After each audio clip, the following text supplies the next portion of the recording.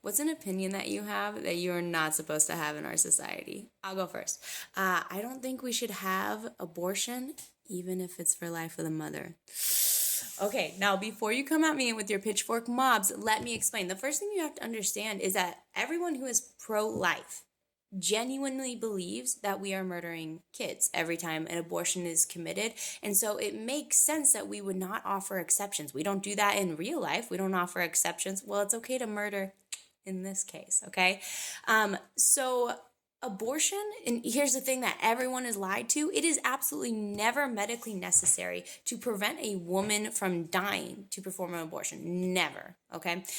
There is always a way around abortion. There are, of course, times when a woman's life is in jeopardy because of a pregnancy, but it is never medically necessary to commit the abortion. Let me explain. Let's take the most common risk for maternal mortality, which is going to be ectopic pregnancy. Now, many people don't know that conception actually takes place in the fallopian tubes. The fallopian tubes are these tiny little tubes, and they're basically like a highway to the uterus where the baby is implanted.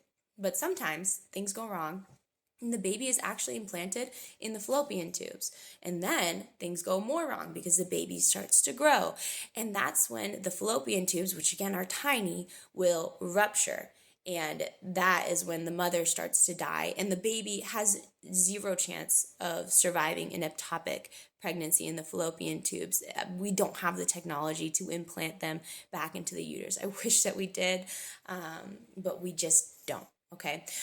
Now, many times an abortion will be performed, but there's another way. There's another solution, which is to remove the fallopian tubes with the baby in it. The result is the same. Either way, the baby will die. And so when I first heard this, my question was, well, what's the difference, right? Either way, the baby's dead, okay? Abortion or removing the fallopian tube, the baby's dead. Let me explain it like this.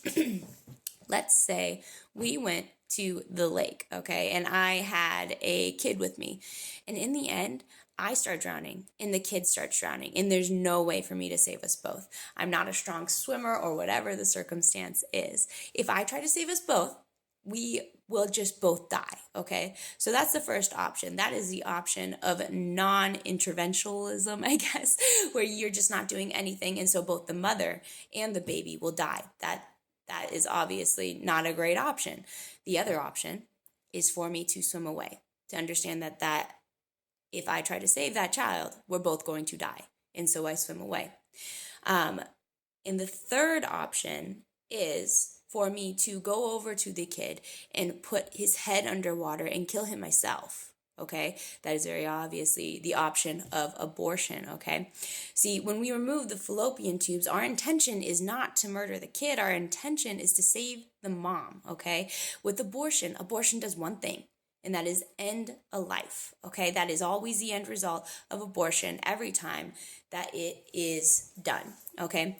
So it's like this. Let's say that you are trying to go home and you come to a detour. Does that mean that you're not going to get to your home, to the desired result, your house? No, you're just going to go another route. You just can't go that way. And that's how we have to look at this when we're pro-life. We need to get that mom so that she is healthy and okay. We just can't go through the route of abortion. And always remember that this is exceedingly rare. So I hope that this has cleared it up for you and that all makes sense. If you have questions, put them in the comments and I'd be happy to answer those for you, because this is such an important topic. It's something that we need to understand, and that's the dang truth.